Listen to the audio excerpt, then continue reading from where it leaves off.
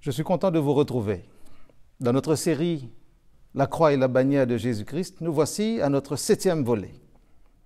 Nous sommes partis la dernière fois du jardin de Gethsémani et nous voici maintenant dans ce que nous appelons le procès de Jésus. Un procès qui est assez singulier parce que Jésus, sachant que son heure était venue, s'était préparé à être confronté à la méchanceté des hommes, à la fourberie des dirigeants. Et il savait que l'ennemi aussi était là pour essayer de l'empêcher. La triple demande dans le jardin, « Père, s'il est possible que cette coupe s'éloigne de moi sans que je la boive, mais non pas ce que je veux, mais ce que tu veux. » Et voici la volonté du Père qui permet aussi que Jésus soit confronté à ses adversaires, surtout qu'à l'horizon se profile aussi la croix. Mais avant d'entrer un petit peu dans le détail de ce procès, en tout cas de cette nuit assez mouvementée, où Jésus va subir des injures, des accusations, des moqueries, prions ensemble pour que le Seigneur nous guide dans la compréhension de sa parole. Père Céleste, nous voulons nous confier à l'action, à la douce influence du Saint-Esprit pour qu'il nous aide à comprendre ce contexte où Jésus a dû subir un procès humain, certes, mais qui s'est inscrit dans un grand conflit entre le bien et le mal. Apprends-nous, Seigneur, à te faire confiance dans cette manière d'exprimer ta volonté qui est allée par ces moments difficiles, tragiques, douloureux. Et que nous puissions aussi prendre position, savoir comment nous nous situons par rapport à notre Seigneur Jésus-Christ. Que ton nom soit béni en toutes choses en Jésus. Amen. Si vous avez votre Bible, allez avec moi dans Matthieu chapitre 27. Les différents évangélistes parlent de ce procès. Les évangélistes aiment bien raconter chacun à sa manière, de son angle d'approche, de son point de vue, comme des cadreurs, des caméramens, comme on dit, qui viennent avec leurs appareils pour prendre un angle qui leur paraît peut-être le plus pertinent, le plus percutant, le plus parlant. Mais prenons Matthieu et qui, dans l'ensemble, relate bien ce qui s'est passé. Nous avons en arrière-plan les principaux sacrificateurs, les dirigeants, les pharisiens qui étaient opposés à Jésus, qui n'ont pas arrêté de faire pression, de mettre en place une stratégie afin de tuer Jésus. Nous avons à l'esprit que Judas est entré dans le jardin et qu'il est venu accompagné d'une cohorte de soldats, de ses gardes, pour arrêter Jésus. Mais revenons un peu à Judas, parce qu'il y a plusieurs personnages dans cette soirée-là, dans cette nuit, on pourrait dire, de procès. Plusieurs personnages. Il y a les dirigeants en arrière-plan, il y a Judas lui-même, il y a Pilate, il y a les soldats, et puis il y a la foule. Revenons à Judas, verset 3 du chapitre 27. Alors Judas, qui l'avait livré, voyant qu'il était condamné, se repentit. Judas ne s'attendait probablement pas à ce que Jésus soit condamné, soit mis en détention, soit devienne un prévenu, mis en accusation. Et cela commence à le faire réfléchir. On pourrait se dire que c'est un peu tard pour réfléchir, parce qu'il avait déjà pensé sérieusement à livrer Jésus. Que fait-il? Que fait-il?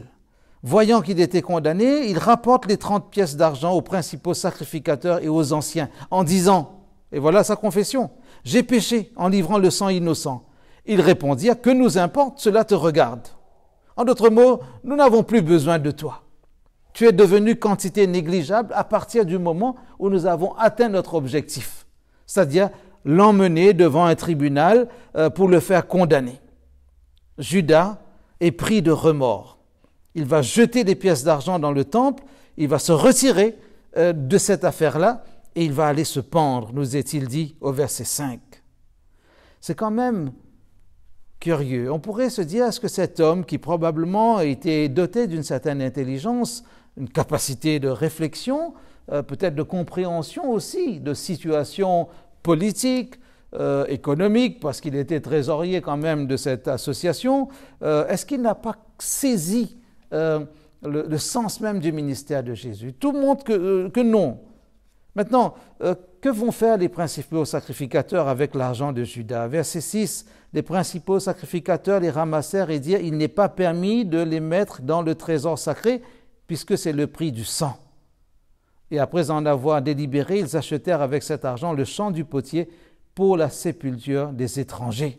C'est pourquoi ce chant a été appelé chant du sang jusqu'à ce jour. Ainsi s'accomplit ce qui avait été annoncé par le prophète Jérémie. Ils ont pris des 30 pièces d'argent, la valeur de celui qui a été estimé, qu'on a estimé de la part des enfants d'Israël, et ils les ont donnés pour le chant du potier, comme le Seigneur me l'avait ordonné. Un argent sale, un argent sali par des pensées sales, obscures, des pensées antagonistes, la méchanceté, la mesquinerie, la trahison. Cet argent, on dit que l'argent n'a pas d'odeur, mais cet argent sent le sang. Cet argent sent la méchanceté, la violence, l'envie d'éliminer, de tuer Jésus. Judas est entré dans ce jeu, dans ce mauvais jeu, un jeu morbide, un jeu macabre, un jeu délétère. Judas se retrouve lui-même pris, on va dire, à son propre piège. Jésus avait dit que celui qui allait livrer le Fils de l'homme, mieux vaut pour cet homme ne pas être né, ou qu'on attache une meule à son cou et qu'on le jette au fond de la mer, en disant que c'était un acte abominable. Quelqu'un pose la question probablement. Et si Judas n'avait pas trahi Jésus, est-ce que Jésus aurait été arrêté? Mais n'oublions pas, en arrière-plan, ces dirigeants qui avaient déjà fomenté ce complot. Leur objectif était atteint, ils avaient trouvé une tête de pont à l'intérieur du corps des disciples sur laquelle s'appuyer pour atteindre Jésus. Celui à qui je donnerai le baiser, c'est celui-là qu'il faut arrêter. Et Jésus a dit à Judas dans le jardin, c'est par un baiser que tu livres le Fils de l'homme, par un geste affectueux. Trahison. Quand on a de faux amis, on n'a plus besoin d'ennemis. La trahison est encore plus forte quand elle vient de ceux qui sont dans votre entourage, les proches collaborateurs, ceux qui sont assis avec vous dans des réunions et qui parfois rient, mangent, réfléchissent, prennent des décisions, mais après vont être les premiers à trahir. Les Judas ne sont pas morts. Je ne vous dirai pas de vous méfier des Judas, mais je dis simplement de faire attention au comportement humain qui peut aller très loin, surtout lorsqu'il y a de la vénalité derrière. 30 pièces d'argent, le prix du sang. Mais maintenant, cet argent sent la mort.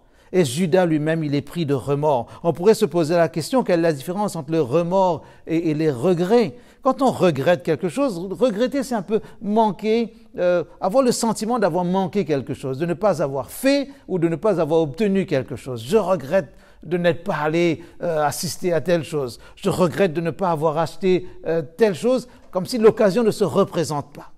Mais le remords, c'est une sorte de prise de conscience morale d'avoir mal agi. Et Judas est tombé dans ce contexte de remords. Il sait qu'il a mal agi à partir du moment où il voit que Jésus est traité comme un condamné, comme un bandit, comme quelqu'un qui mérite vraiment d'être malmené, maltraité. Et pris de remords, il alla se pendre. Quelle fin tragique pour quelqu'un qui pensait faire une belle chose, une belle œuvre. Mais Judas n'est pas le seul dans cette affaire. Les dirigeants aussi sont là. Ils ont poussé jusqu'au bout. Maintenant, ils se déclarent un petit peu encore plus saints, plus religieux. Cet argent sale ne peut pas revenir dans le trésor. On va souiller le sanctuaire avec cet argent. Mais ils n'ont pas compris que leurs mobiles sont encore plus sales. Leurs pensées sont encore plus noires, plus sombres. Et leur comportement, leur attitude sont encore plus rouges que le sang qui va couler. Parce qu'ils n'ont pas compris qu'ils étaient des agents de quelqu'un qui était entré dans le cœur de Judas, de Satan lui-même, de l'ennemi qui depuis le début avait prévu de lutter contre Jésus pour le détourner de sa mission. Et eux, pensant mettre à mort Jésus, déjà en l'arrêtant, en le condamnant, pensant qu'ils étaient près de leur but, qu'ils allaient gagner quelque chose. Mais ils ne savaient pas que le Fils de l'homme n'était pas venu pour être assassiné, que Jésus n'avait aucune tendance suicidaire, mais que sa mort était une mort sacrificielle. Il y a des choses qu'ils n'avaient pas encore compris. Ils étaient dans un jeu de stratégie politique et ils étaient là dans une sorte de concurrence entre leur autorité de dignitaires, de dirigeants, d'administrateurs, et cet homme qui était devenu leur mauvaise conscience. Et les dirigeants seront encore là. Mais Jésus se voit maintenant devant Pilate, ce gouverneur. Verset 2 nous a déjà dit, après l'avoir lié, ils l'emmenèrent et le livrèrent à Ponce Pilate, le gouverneur. Maintenant, Pilate va comparaître devant Jésus va comparaître devant Pilate. Verset 13. Alors Pilate lui dit, n'entends-tu pas de combien de choses il t'accuse? Et Jésus ne donna aucune réponse à Pilate, sur aucune parole, ce qui étonna beaucoup le gouverneur. Probablement, il était habitué à des gens qui entraient dans le débat, la contradiction. Tu m'accuses, je réponds, je récuse, je réfute, j'argumente, j'essaie de convaincre l'autre. Mais il y a des personnes qui, lorsqu'elles ont déjà décidé que vous êtes mauvais, que vous êtes condamnable, que vous êtes à éliminer, même, comme dirait Jésus, même si un ange descendait du ciel, ces personnes-là n'entendraient pas raison. Les dirigeants qui étaient derrière avaient déjà arrêté, figé leur conclusion sur Jésus. Cet homme mérite la mort. Pilate vient et il entend les accusations. Qu'est-ce qu'il fait? Il ne comprend pas tellement l'attitude de Jésus, mais il se dit comment gérer administrativement cette affaire-là. À chaque fête, il est dit au verset 16, le gouverneur avait coutume de relâcher un prisonnier, celui que demandait la foule. Ils avaient alors un prisonnier fameux nommé Barabbas. Comme ils étaient assemblés, Pilate leur dit, lequel voulez-vous que je vous relâche? Barabbas ou Jésus qu'on appelle le Christ? Curieuse situation. Parce que Pilate peut-être trouve là l'occasion de relâcher Jésus. Parce que lui-même, il n'avait rien observé chez Jésus dans son comportement. Ce jour-là, devant lui, dans son tribunal, on pourrait dire, un acte, une attitude qui aurait pu offenser l'administration ou la morale de l'époque. Pilate a une conscience. Pilate a une deuxième conscience. Regardez ce qui se passe au verset 19. Pendant qu'il était assis sur le tribunal, sa femme lui fit dire qu'il n'y ait rien entre toi et ce juste, car aujourd'hui j'ai beaucoup souffert en songe à cause de lui. Mais Pilate a encore ces questions. Que ferai-je de Jésus? Verset 22. Que ferai-je donc de Jésus, qu'on appelle Christ? Tous répondirent qu'il soit crucifié. Mais Pilate a posé la question, parce qu'il y a ce Barabbas, qui s'appelle aussi Jésus Barabbas. Quand on regarde, comme si il y a une sorte de concurrence entre Jésus, fils de Dieu, et Jésus Barabbas, c'est-à-dire Barabbas, avec l'araméen, on peut dire fils du Père. Ironie de la situation, ironie de l'histoire. Mais Barabbas était déjà un prisonnier, quelqu'un qui certainement avait déjà été condamné pour des méfaits. De quoi Jésus était-il coupable? Pilate ne l'avait pas compris. Mais il continue dans son raisonnement consciencieux. Verset 23, « Mais quel mal a-t-il fait ?» Et ils crièrent encore plus fort qu'il soit crucifié. Pilate, voyant qu'il ne gagnait rien, mais que le tumulte augmentait, prit de l'eau, se lava les mains en présence de la foule et dit « Je suis innocent du sang de ce juste, cela vous regarde. » Mais comme tout le peuple criait, Pilate leur relâcha Barabbas et après avoir fait battre devers Jésus, verset 26, il le livra pour être crucifié. Il s'est lavé les mains. Depuis, ce geste est devenu proverbial, en tout cas l'expression « se laver les mains » remonte à la Bible. Ce n'est pas une belle expression, parce que c'est une sorte d'indifférence qui devient officielle.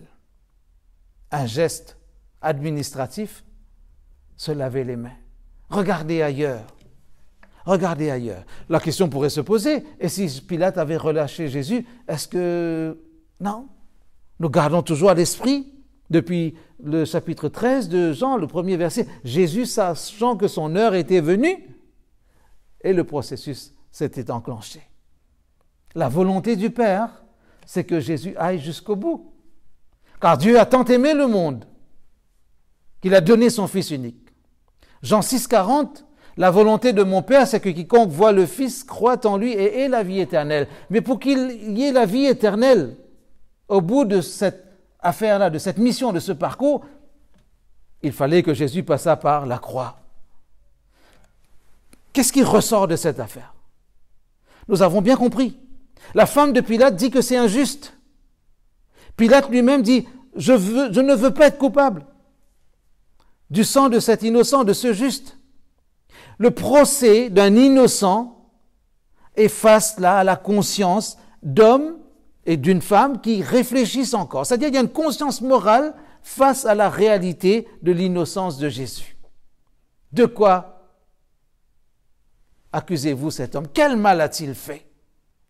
La seule réponse, qu'il soit mis à mort.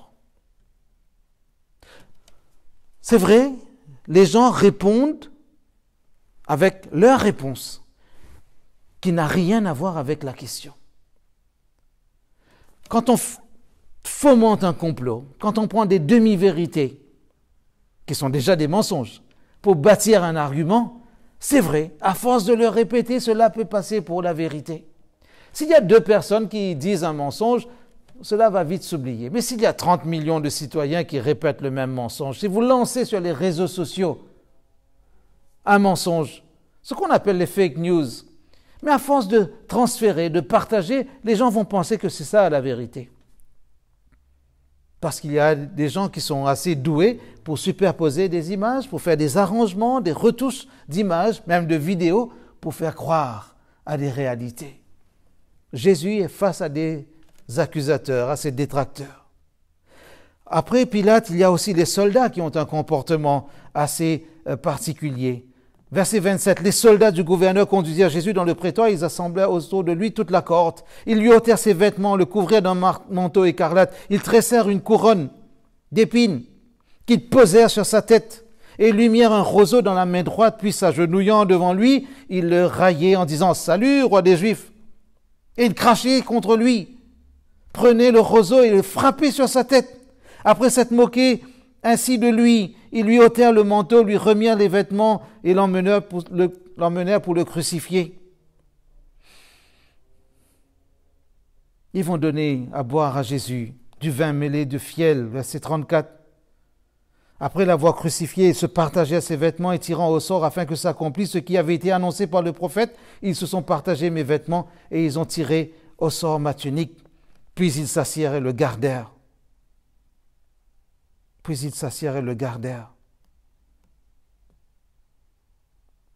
C'est triste, n'est-ce pas? Jésus, mon Sauveur, celui qui est venu pour donner sa vie pour vous, pour moi, le Fils unique venu du Père, le trésor le plus précieux du ciel, celui qui n'a pas estimé que son statut d'égal à Dieu était un risque, un enjeu. Il a accepté de venir dans l'humanité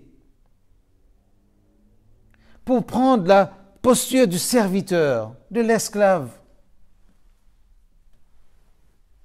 Regardez ce qu'ils sont en train de faire de notre Jésus, du Sauveur des hommes. Ne maudissez pas ces soldats. Pensez que beaucoup d'hommes pourraient être dans la situation de trahir, de se moquer, de railler Jésus. Même de dire des insultes. Mais ces soldats sont quand même coupables d'avoir craché sur Jésus, de l'avoir frappé sur la tête, d'avoir enfoncé une couronne d'épines dans sa tête. Visualisez la scène, sanglante, violente, tragique, douloureuse.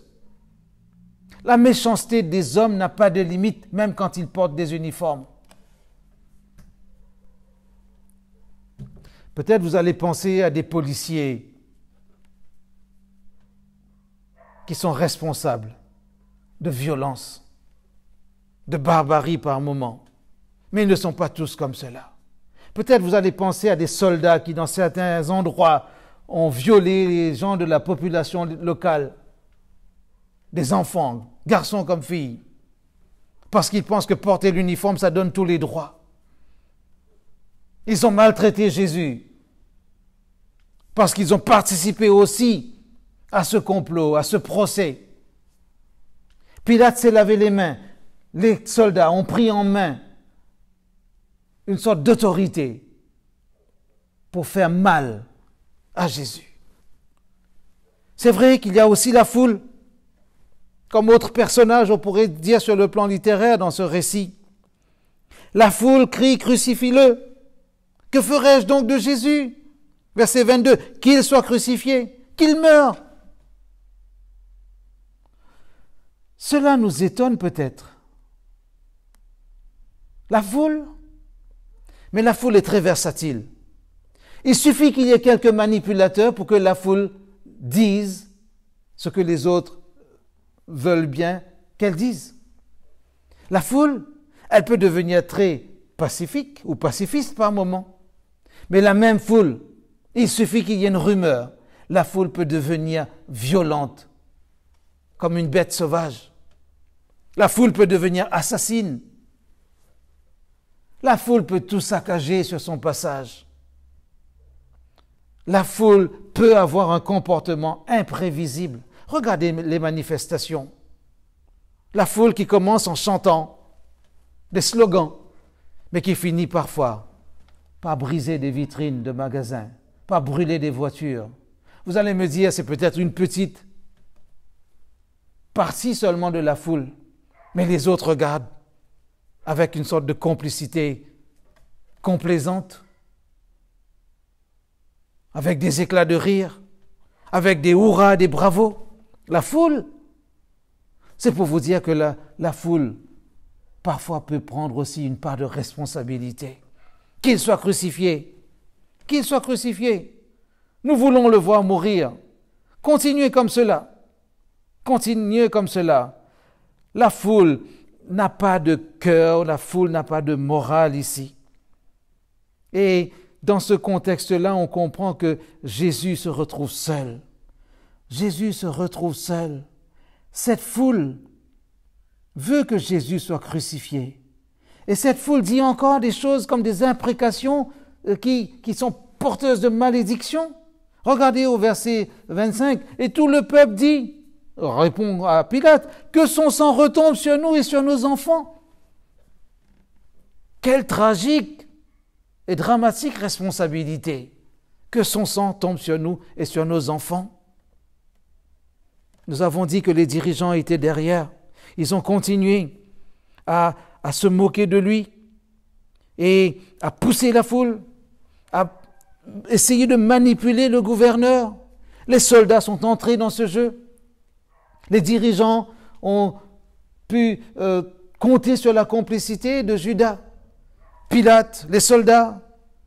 Voilà tous ces personnages, on pourrait dire littéralement, en parlant sur le plan littéraire, tous ces personnages qui ont joué ce rôle dans le procès de Jésus. Crucifie Barabbas ou Jésus, que son sang tombe sur nous, sur nos enfants.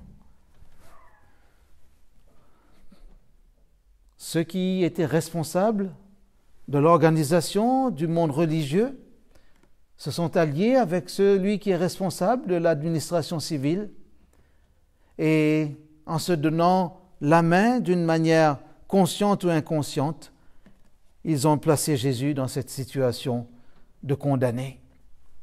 Et ils vont le crucifier. Ils vont le crucifier. Qu'allons-nous comprendre de ce récit?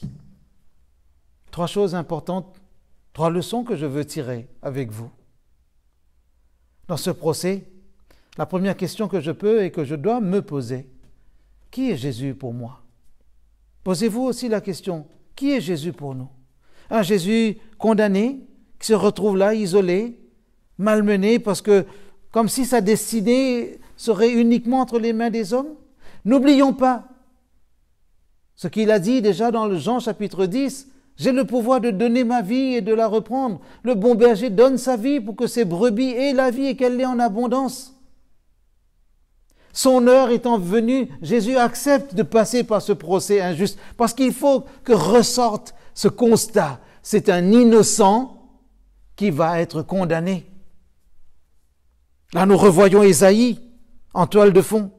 Nous repensons aussi à toute la théologie du sanctuaire, où le sang innocent d'un animal qui n'avait rien à voir avec le péché, c'est ce sang-là qui, en coulant, permettait aux pénitents d'obtenir l'expiation de ses péchés, c'est-à-dire l'enlèvement de ses péchés, le pardon et obtenez ainsi la purification. Un innocent.